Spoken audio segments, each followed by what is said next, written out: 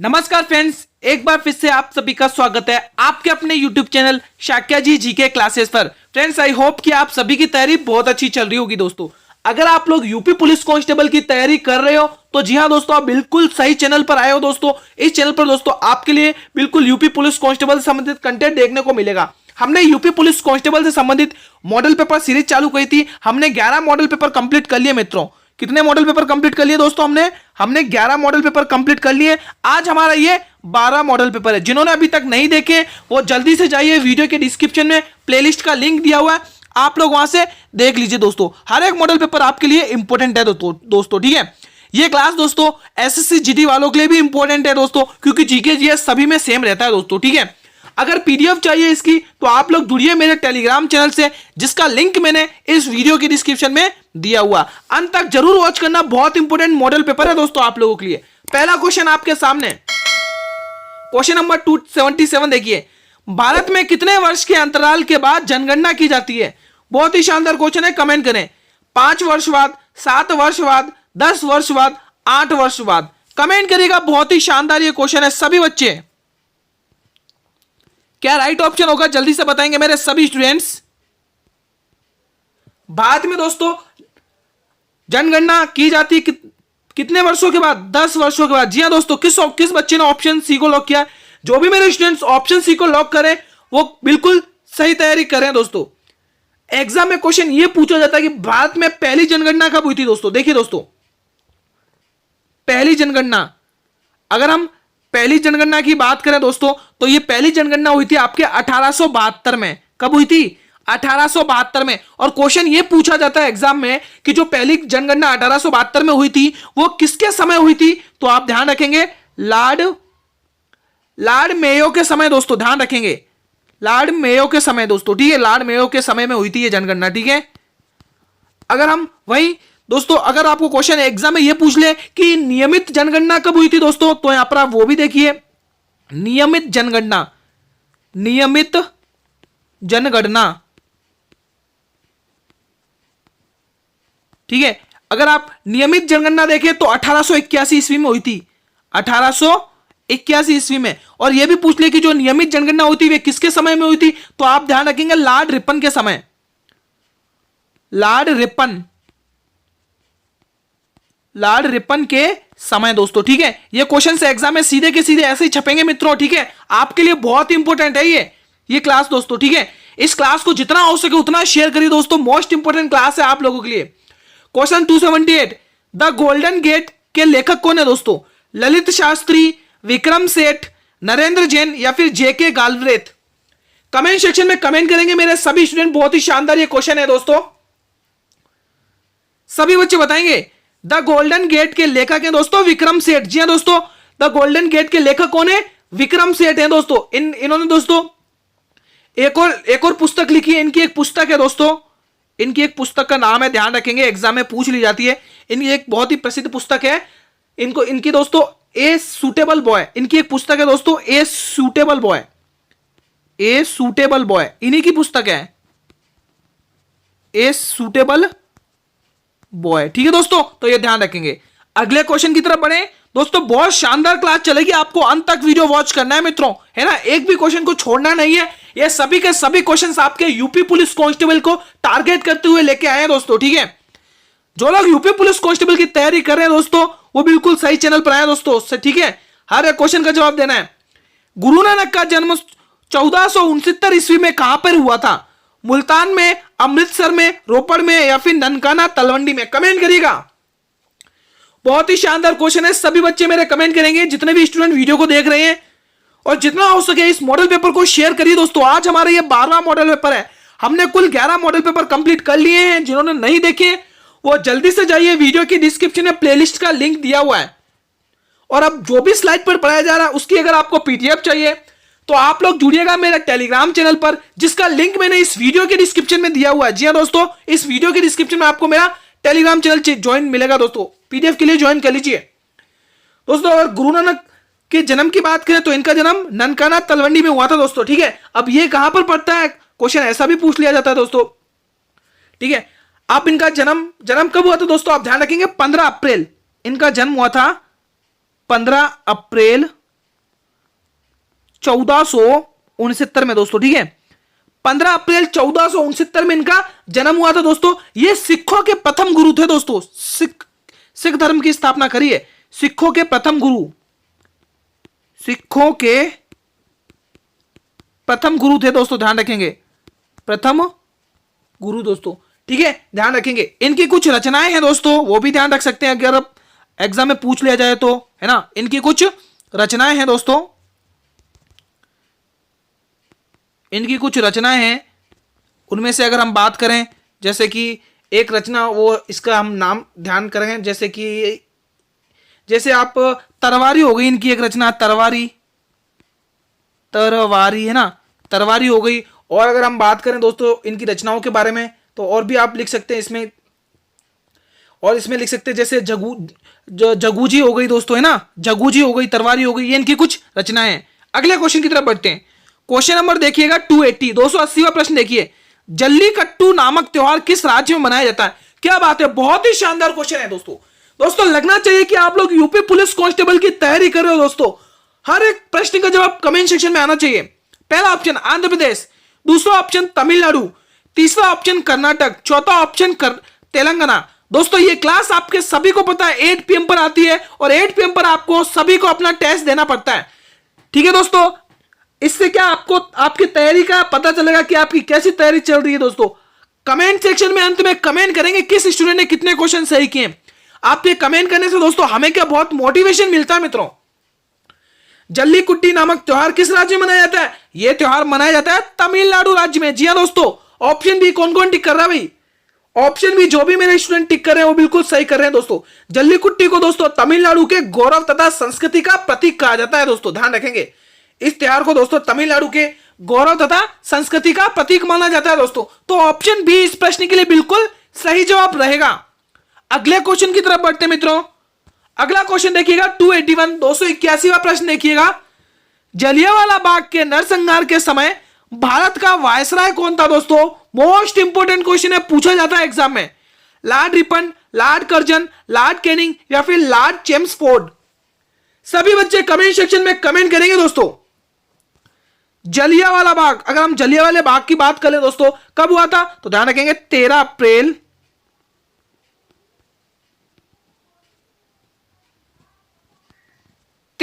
1919 को दोस्तों पंजाब अमृतसर में हुआ था दोस्तों, ध्यान रखेंगे। पंजाब अमृतसर दोस्तों, ध्यान रखेंगे नाम, ठीक है मित्रों।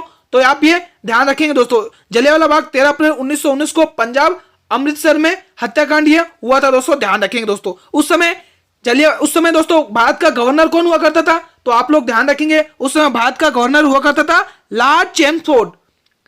जी हां दोस्तों, बिल्कुल ऑप्शन डी सही जवाब रहेगा इस प्रश्न के लिए। अगले क्वेश्चन की तरफ बढ़ते हैं। क्वेश्चन नंबर 282 देखिए। भारत की राजधानी कोलकाता से दिल्ली स्थानांतरित करने की घोषणा किस गवर्नर ने की थी? यह भी मोस्ट इंपोर्टेंट क्वेश्चन है दोस्तों। ये क्लास एसएससी जीडी वालों के लिए भी इंपोर्टेंट है दोस्तों, ठीक है। Lord Mountbatten, Warren Hasting, lord Canning या फिर लॉर्ड हार्डिंग? कमेंट करिएगा दोस्तों, क्या राइट ऑप्शन होगा इस प्रश्न के लिए। भारत की राजधानी कोलकाता से दिल्ली स्थानांतरण करने की घोषणा किस गवर्नर ने की थी? सभी बच्चे बताएं। वो गवर्नर थे दोस्तों लॉर्ड हार्डिंग। जी हां दोस्तों, ऑप्शन डी बिल्कुल सही जवाब रहेगा दोस्तों, ठीक है। ये कब घोषणा करी तो आपको दोस्तों पता होना चाहिए। ये 1 अप्रैल 1912 को दिल्ली भारत की राजधानी बनी थी दोस्तों, ये ध्यान रखना है। क्वेश्चन पूछा जाता है कि दिल्ली भारत की राजधानी कब बनी, तो आप सभी बच्चे ध्यान रखेंगे दिल्ली भारत की राजधानी 1 अप्रैल 1912 में बनी दोस्तों। तो ऑप्शन डी बिल्कुल सही जवाब रहेगा इस प्रश्न के लिए। अगला प्रश्न क्वेश्चन नंबर 283 देखिए। बेलन घाटी की खुदाई किसके निर्देशन में करवाई गई थी? The most important question is, बेलन घाटी की खुदाई किसके शासनकाल में करवाई गई थी, किसके निर्देशन में करवाई गई थी? फजल अहमद, प्रोफेसर GR शर्मा, यज्ञदत्त शर्मा, जी मजूमदार? कमेंट करिएगा सभी स्टूडेंट्स, क्या राइट ऑप्शन होगा दोस्तों।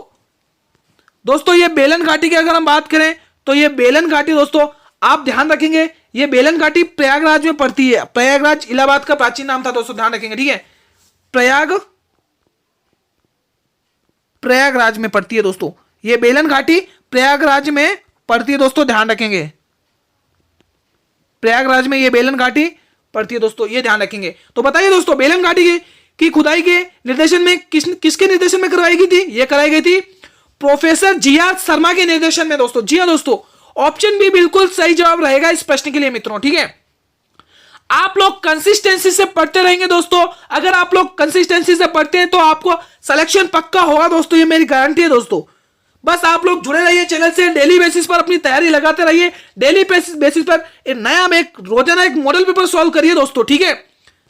क्वेश्चन नंबर 284 देखिए, सिंधु नदी एक सहायक नदी जो हिमाचल प्रदेश से होकर बहती है। जल्दी से बताइए दोस्तों, सिंधु नदी की एक बहुत बड़ी सहायक नदी है जो हिमाचल प्रदेश से होकर बहती है, वो कौन सी नदी है? पहला ऑप्शन चिनाब नदी, दूसरा ऑप्शन व्यास नदी, तीसरा ऑप्शन रावी नदी और चौथा ऑप्शन हुंजा नदी। सभी मेरे स्टूडेंट कमेंट सेक्शन में कमेंट करेंगे हर एक प्रश्न का जवाब। सिंधु नदी की एक सहायक नदी जो हिमाचल प्रदेश से होकर बहती है वो कौन सी नदी है? सभी बच्चे बताएंगे। क्या राइट ऑप्शन होगा? जल्दी से बताएं। इसका सही जवाब होगा चिनाब नदी। जी हाँ दोस्तों, सिंधु नदी की सबसे सहायक बड़ी नदी चिनाब नदी जो हिमाचल प्रदेश से होकर बहती है। तो जिन भी स्टूडेंट ने अभी तक मेरे ऑप्शन ए को टिक किया है वो अपनी तैयारी बहुत ही शानदार कर रहे हैं मित्रों। अगर क्लास लग रही है आपको अच्छी तो एक बार इस क्लास को सभी स्टूडेंट लाइक कर दें, फिर हम आगे बढ़ते हैं। जल्दी से एक लाइक बनता है दोस्तों, और जितना हो सके इस मॉडल पेपर को शेयर करिए दोस्तों अपने मित्रों के साथ दोस्तों। फेसबुक, इंस्टाग्राम, व्हाट्सएप, जिस भी प्लेटफॉर्म पर आप अवेलेबल है उस पर आप शेयर करिए इस मॉडल पेपर को दोस्तों। बहुत इंपॉर्टेंट क्लास है ये आपके लिए। हर एक मॉडल पेपर दोस्तों आपके यूपी पुलिस कांस्टेबल के लिए टारगेट करते हुए लेके आए हैं दोस्तों, ठीक है। सीधे के सीधे एग्जाम में ये क्वेश्चन छपने वाले हैं। 285 देखिए दोस्तों, 3 से 8, 8 से 25, 23 से 68 और 68 से 203। क्या राइट ऑप्शन होगा? अब आप लोग कमेंट करिए। 4 ऑप्शन ये आपके सामने दिख रहे हैं, अब आप लोग राइट ऑप्शन को चुनिए। सभी मेरे स्टूडेंट कमेंट करेंगे। देखिए दोस्तों, अगर हम ध्यान से देखें तो 3 के साथ क्या किया है कि 3 से गुणा किया, 1 माइनस किया। 8 के साथ भी वही किया है, 8 के साथ भी 3 से गुणा किया, 1 माइनस किया। 23 के साथ भी 3 से गुणा किया, 1 माइनस किया।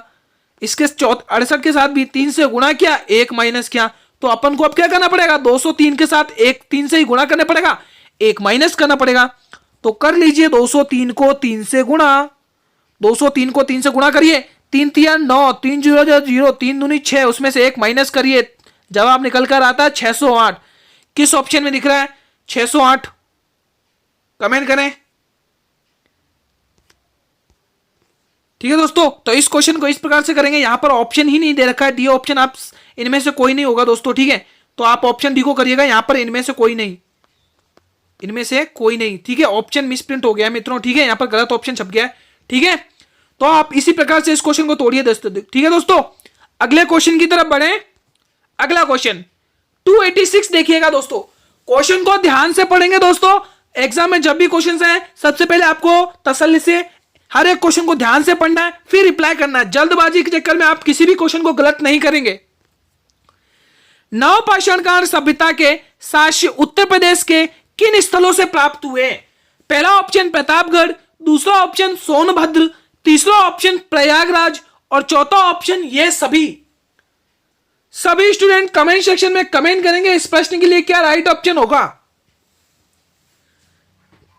नवपाषाण सभ्यता के साक्ष्य उत्तर प्रदेश के इन सभी स्थलों से प्राप्त हुए दोस्तों, ये सभी आप टिक करेंगे ऑप्शन डी दोस्तों। ये सभी के साथ यानी कि हमारा ऑप्शन डी बिल्कुल सही जवाब रहेगा इस प्रश्न के लिए मित्रों। बढ़े अब अगले क्वेश्चन की तरफ। अगला क्वेश्चन देखिएगा सभी स्टूडेंट्स, क्वेश्चन नंबर 287 देखिएगा। भारत का सबसे बड़ा हड़प्पन पुरस्थल कौन सा है दोस्तों? सभी बच्चे बताएंगे। पहला ऑप्शन कालीबंगा, दूसरा आलमगीरपुर, तीसरा राखी कड़ी, चौथा लोथल। कमेंट सेक्शन में कमेंट करेंगे सभी स्टूडेंट्स। जल्दी से बताएं क्या राइट ऑप्शन होगा। कमेंट करें दोस्तों, बहुत ही शानदार क्वेश्चन है ये।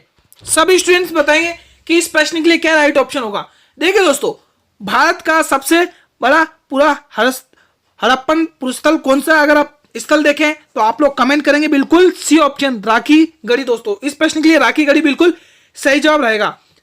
अगर आप लोग दोस्तों कालीबंगा की बात करते हैं दोस्तों, तो ये दोस्तों आपके राजस्थान राज्य में है दोस्तों, कालीबंगा सभ्यता दोस्तों है ना, हनुमानगढ़ में, राजस्थान के हनुमानगढ़ जिले में। ठीक है, ठीक है।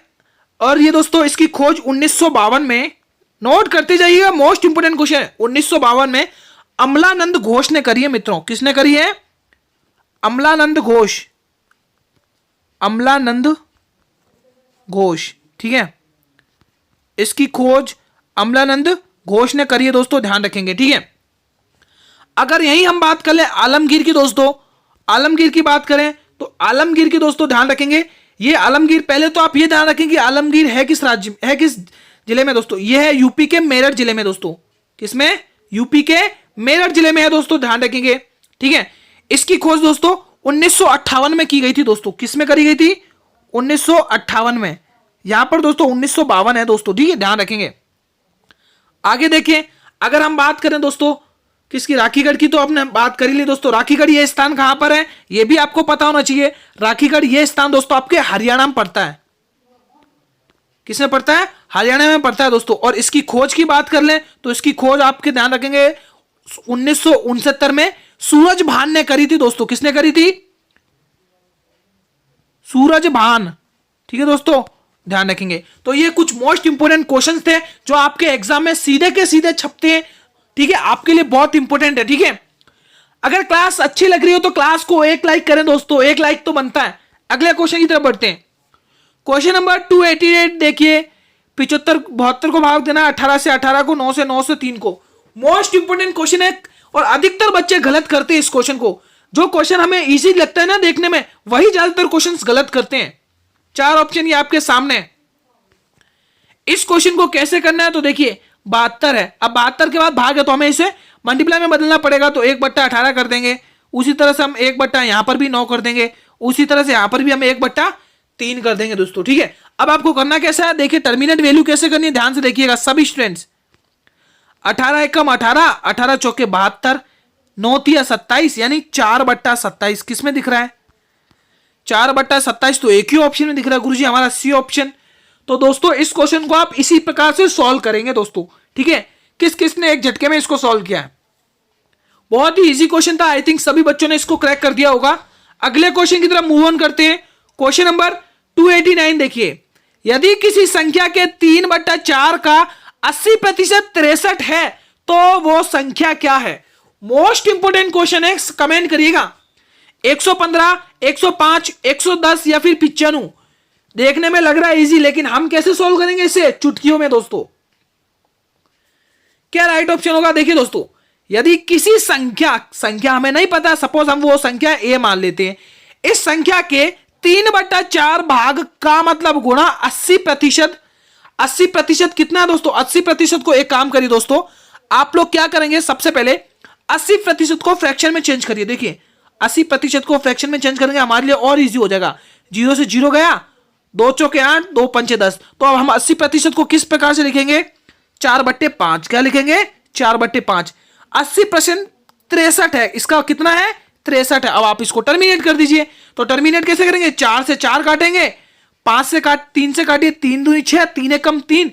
ये नीचे वाला नंबर भाग में, इधर आके गुणा हो जाएगा। कर दीजिए 21 पंचे 105, 21 पंचे 105। तो बिल्कुल ऑप्शन कौन सा दिख रहा है गुरुजी? ऑप्शन बी बिल्कुल सही ऑप्शन दिख रहा है। तो इस प्रकार से आप 105 यानी कि बी ऑप्शन को टिक करेंगे दोस्तों। कितना शानदार क्वेश्चन था दोस्तों, मजा आ गया। अगले क्वेश्चन की तरफ बढ़ते हैं। अगला क्वेश्चन देखिए 290। क्वेश्चन नंबर 290 देखिएगा, धुंधला शब्द में कौन सा प्रत्यय है दोस्तों? कमेंट करेंगे सभी स्टूडेंट। पहला ऑप्शन ला प्रत्यय, दूसरा धू प्रत्यय, तीसरा धुंध प्रत्यय और चौथा इनमें से कोई नहीं। सभी मेरे स्टूडेंट कमेंट सेक्शन में कमेंट करेंगे। बहुत ही शानदार ये क्वेश्चन है, जल्दी से बताएंगे। देखिए दोस्तों, धुंधला शब्द में देखिए ये धुंध, दोस्तों धुंध तो मूल शब्द हो गया और इधर से इसके पीछे से आके लग गया ला प्रत्यय, तब जाके बनता है धुंधला।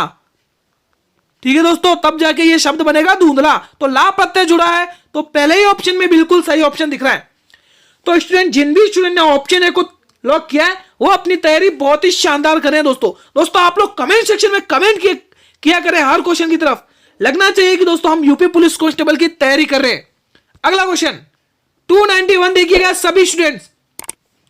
अन्य निर्वाचन आयुक्त अपना त्यागपत्र किसे देते हैं? पहला ऑप्शन आप लोगों के लिए होगा प्रधानमंत्री को, दूसरा ऑप्शन होगा राष्ट्रपति को, तीसरा ऑप्शन होगा उपराष्ट्रपति को और चौथा ऑप्शन होगा मुख्य निर्वाचन आयुक्त को। कमेंट सेक्शन में बताइएगा। बहुत ही शानदार ये क्वेश्चन है मित्रों। इसी प्रकार के क्वेश्चंस आपके यूपी पुलिस कांस्टेबल में पूछे जाएंगे दोस्तों।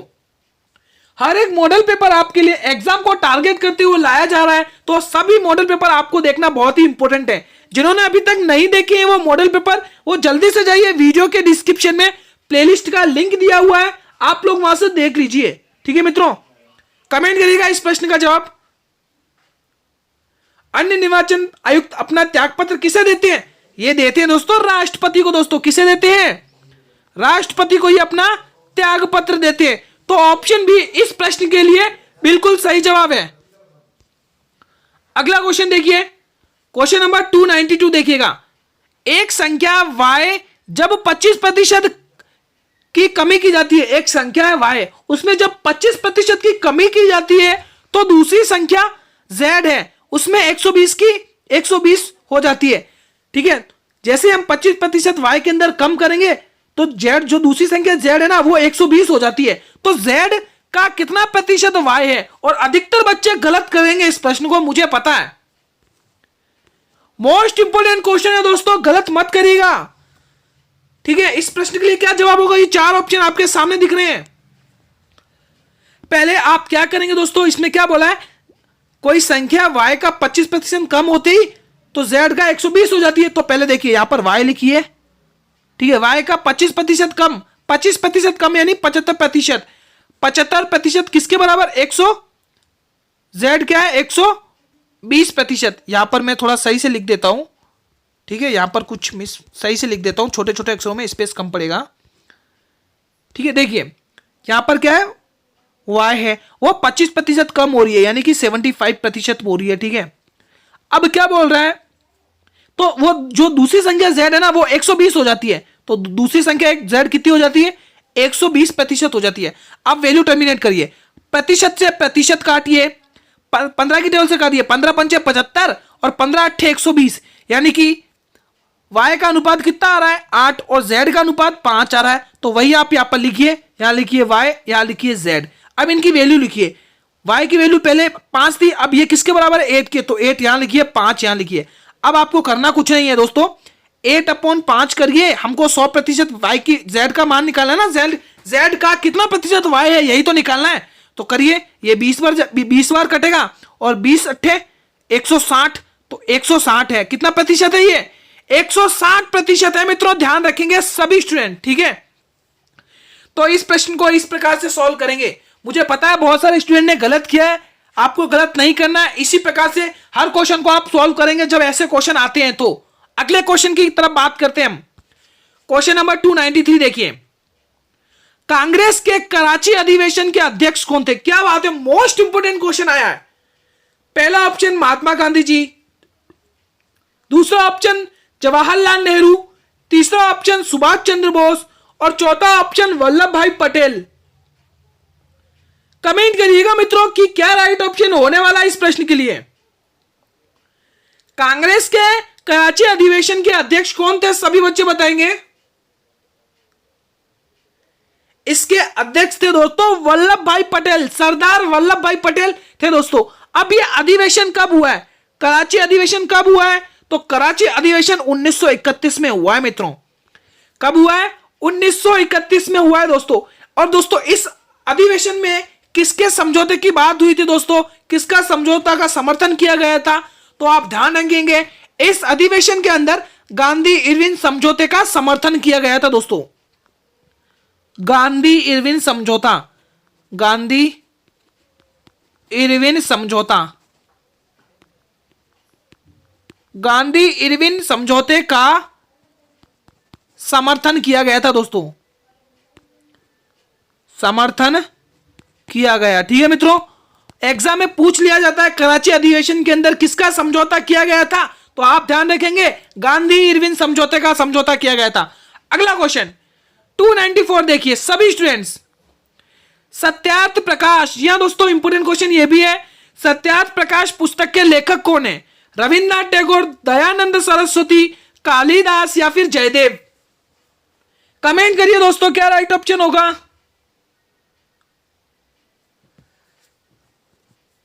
सत्य प्रकाश पुस्तक के लेखक कौन है दोस्तों? सत्य प्रकाश पुस्तक के लेखक ना तो रविन्द्रनाथ टैगोर हैं, ना ही जयदेव हैं, ना ही कालिदास हैं। कौन है?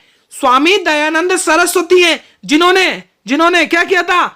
आर्य समाज की स्थापना करी थी। ध्यान रखेंगे आर्य समाज की स्थापना, ठीक है, कब करी थी तो आप वो भी ध्यान रखें, 1875 ईस्वी में, 1875 ईस्वी में बंबई में करी थी दोस्तों। ठीक है, तो ध्यान रखेंगे दोस्तों, इन्होंने इसका सत्य प्रकाश पुस्तक के लेखक स्वामी दयानंद सरस्वती हैं, जिन्होंने आर्य समाज की स्थापना करी थी 1875 बंबई में करी थी दोस्तों। ठीक है, इनका एक बहुत ही प्रसिद्ध नारा है मित्रों, क्या है? इनका एक बहुत ही प्रसिद्ध नारा है, मोस्ट इंपोर्टेंट है, पूछा जाता है इनका प्रसिद्ध नारा कौन है? क्या नारा है? वेदों की ओर लौटो दोस्तों। क्या नारा है? वेदों की ओर लौटो, वेदों की ओर लौटो।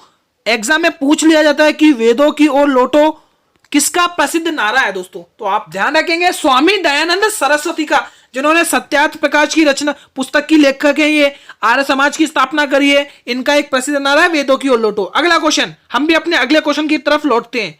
क्वेश्चन नंबर 295 देखिएगा, हैदराबाद एवं सिकंदराबाद के बीच कौन सी झील स्थित है? मोस्ट इंपोर्टेंट ये भी क्वेश्चन है।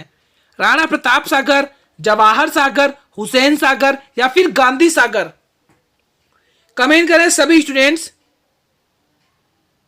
हैदराबाद एवं सिकंदराबाद के बीच कौन सी झील स्थित है? सभी बच्चे बताएंगे। वो झील स्थित है हुसैन सागर झील। तो किस बच्चे ने ऑप्शन सी को टिक किया है? जी हाँ दोस्तों, हैदराबाद एवं सिकंदराबाद के बीच में कौन सी झील स्थित है? हुसैन सागर झील स्थित है दोस्तों। ध्यान रखेंगे दोस्तों, ठीक है, यह झील दोस्तों हैदराबाद में है दोस्तों। ठीक है, मूसी नदी की सहायक नदी पर है दोस्तों। ध्यान रखेंगे, हुसैन सागर मूसी नदी की सहायक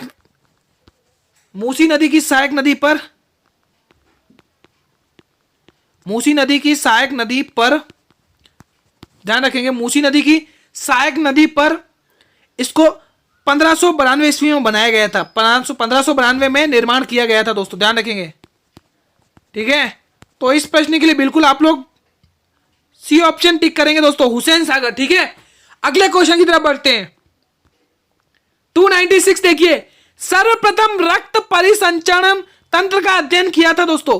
कार्नबर्ग ने, लैंडस्टीनर ने, ब्राउन ने या फिर हार्वे ने? आप लोग कमेंट करिए, सर्वप्रथम रक्त परिसंचरण तंत्र का अध्ययन किसने किया था? दोस्तों लगना चाहिए कि हम यूपी पुलिस कांस्टेबल की तैयारी कर रहे हैं दोस्तों। कमेंट बॉक्स में आंसरों की लड़ी लगा दीजिए दोस्तों, जल्दी से कमेंट करेंगे सभी स्टूडेंट्स। सर्वप्रथम रक्त परिसंचरण तंत्र का अध्ययन किया था हार्वे ने दोस्तों। किसने किया था? हार्वे ने इसका अध्ययन किया था। ऑप्शन डी बिल्कुल सही जवाब रहेगा इस प्रश्न के लिए। अगले क्वेश्चन की तरफ प्रस्थान करते हैं। क्वेश्चन 297 देखिए, जो दूसरों के सहारे जीवित रहे। बहुत ही शानदार क्वेश्चन है, वाक्यांशों के लिए एक शब्द से संबंधित यह क्वेश्चन है। परोपजीवी, पराश्रित, पराधीन या फिर परावलंबी? कमेंट करिएगा दोस्तों। जो दूसरों के सहारे जीवित रहे, इस प्रश्न का जवाब दीजिए। क्या राइट ऑप्शन होगा दोस्तों? एग्जाम में क्वेश्चन पूछे जाएंगे दोस्तों। इस क्लास के अंदर देखें दोस्तों, आपको सभी प्रकार के क्वेश्चंस देखने को मिल रहे हैं, यानी कि सभी विषयों का रिवीजन हो रहा है आपका। तो देखिए आपके लिए कितनी इंपॉर्टेंट क्लास है, इसीलिए कह रहा हूं दोस्तों, इस इंपॉर्टेंट क्लास को अपने सभी मित्रों में शेयर कर दीजिए जल्दी से। जितना हो सके उतना इस मॉडल पेपर को शेयर करिए, आपके मित्रों को भी ये मॉडल पेपर मिलना चाहिए। बहुत ही इंपॉर्टेंट क्लास है दोस्तों, ठीक है। तो इस प्रश्न के लिए आप लोग बिल्कुल ए ऑप्शन सही टिक कर रहे हैं भाई, परोपजीवी। जी हाँ दोस्तों, जो दूसरों के सहारे जीवित रहे उसको क्या कहते हैं? परोपजीवी। मैं यहां पर लिख देता हूं बड़े बड़े अक्षरों में, परोपजीवी दोस्तों, ठीक है। तो ऑप्शन ए बिल्कुल सही जवाब रहेगा इस प्रश्न के लिए। अगले क्वेश्चन की तरफ हम प्रस्थान करते हैं। क्वेश्चन नंबर 298 देखिए, यह भी इंपॉर्टेंट क्वेश्चन है। मांडा किस नदी के किनारे स्थित था दोस्तों? पहला ऑप्शन सतलज नदी, दूसरा ऑप्शन चेनाब नदी, तीसरा ऑप्शन रावी नदी और चौथा ऑप्शन सिंधु नदी। कमेंट करिएगा दोस्तों। हर एक क्वेश्चन आपके एग्जाम के पॉइंट ऑफ व्यू से इंपॉर्टेंट है मित्रों। आपके एग्जाम में इसी प्रकार से पूछे जाएंगे दोस्तों। आप सभी को पता है कि आपके एग्जाम दोस्तों 18 फरवरी को है दोस्तों। गिने चुने दोस्तों 15-20 दिन बचे हैं दोस्तों। इन 15-20 में हमें दिन रात एक कर देना दोस्तों, क्योंकि सिलेक्शन लेना है। कमेंट करिए दोस्तों। मांडा किस नदी के किनारे स्थित था दोस्तों? यह था दोस्तों चेनाब नदी के किनारे। जी हाँ दोस्तों, ये किसके किनारे था दोस्तों स्थित? चेनाब नदी। अब दोस्तों ये देखिए मांडा। अब हम मांडे की बात करें दोस्तों, तो ये दोस्तों जम्मू एवं कश्मीर में स्थित है दोस्तों। कहां पर है ये शहर? जम्मू एवं कश्मीर, एवं यहां पर मैं लिख देता हूं एवं कश्मीर, ठीक है। ये शहर दोस्तों जम्मू एवं कश्मीर में स्थित है। तो आप लोग बिल्कुल ऑप्शन बी को ही लॉक करोगे। क्या बात है, सभी स्टूडेंट ने यहां लॉक किया है। ए वाले गलत है भाई, सी वाले भी, डी वाले भी, ठीक है। तो आप इसी प्रकार से क्वेश्चन को टिक करेंगे। बढ़े अब अगले क्वेश्चन की तरफ। चलिए अगला क्वेश्चन देख लेते हैं। अगला क्वेश्चन देखिए 299 देखिए, अखिल भारतीय किसान सभा सर्वप्रथम कहां पर आयोजित की गई थी? मोस्ट इंपोर्टेंट क्वेश्चन है। सभी बच्चे कमेंट सेक्शन में कमेंट करें। पटना, मद्रास, कलकत्ता या फिर लखनऊ।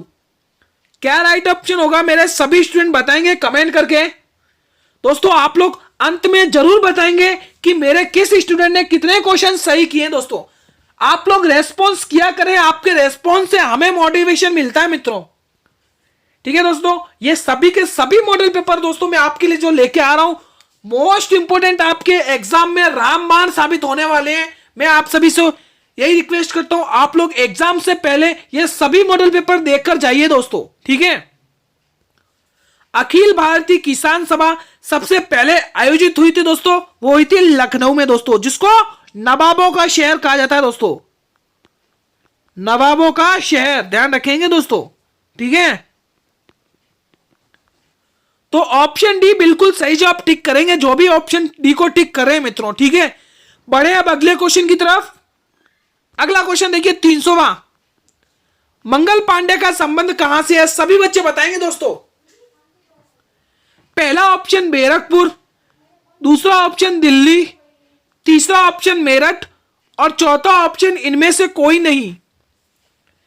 कमेंट जरूर करेंगे सभी प्रश्नों का जवाब। मंगल पांडे का संबंध कहां से है दोस्तों? मोस्ट इंपोर्टेंट क्वेश्चन पूछा जाएगा आप लोगों को एग्जाम में दोस्तों, जल्दी से बताइए क्या राइट ऑप्शन होने वाला है इस प्रश्न के लिए। बात करें मंगल पांडे की तो दोस्तों ये दोस्तों 34वीं नेटिव इन्फेंट्री के सिपाही थे दोस्तों। 34वीं नेटिव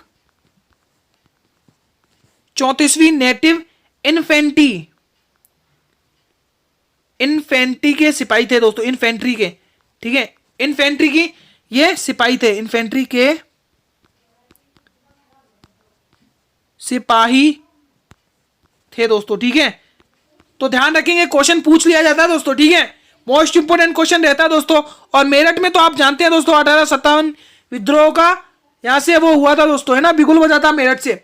तो इस क्वेश्चन में पूछा है कि मेरठ मंगल पांडे का संबंध आपका ध्यान रखेंगे बैरकपुर छावनी से है दोस्तों। किस छावनी से है? बैरकपुर छावनी। तो आप लोग ए ऑप्शन बिल्कुल सही जवाब टिक करेंगे। अभी तक जिस भी स्टूडेंट ने ऑप्शन ए को टिक किया था वो बिल्कुल सही टिक कर रहा था दोस्तों, ठीक है। ये हमारे दोस्तों ध्यान रखेंगे, ये आया दोस्तों आपके मॉडल पेपर का अंतिम प्रश्न।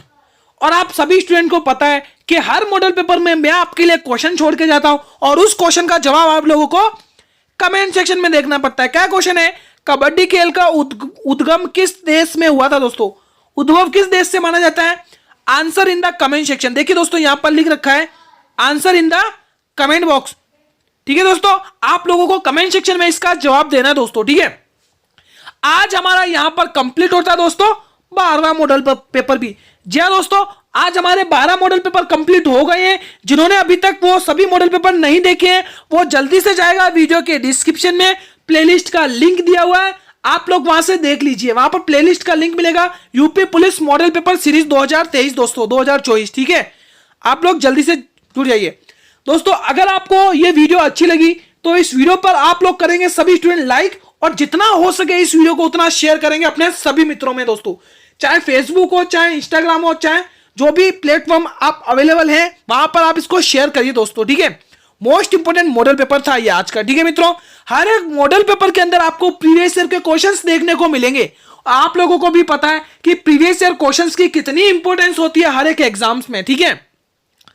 अगर आपको इस वीडियो की पीडीएफ चाहिए तो आप लोग जुड़िए मेरे टेलीग्राम चैनल पर। जी दोस्तों, टेलीग्राम चैनल का लिंक भी मैंने इस वीडियो के डिस्क्रिप्शन में दिया हुआ है दोस्तों।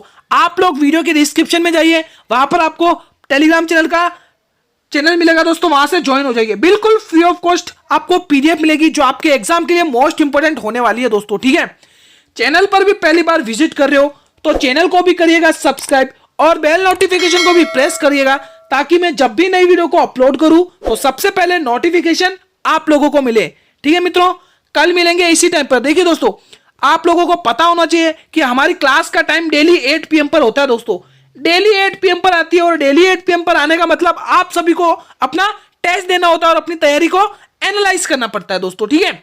चलिए दोस्तों, कल मिलते हैं इसी टाइम पर, तब तक के लिए जय हिंद, जय भारत, वंदे मातरम।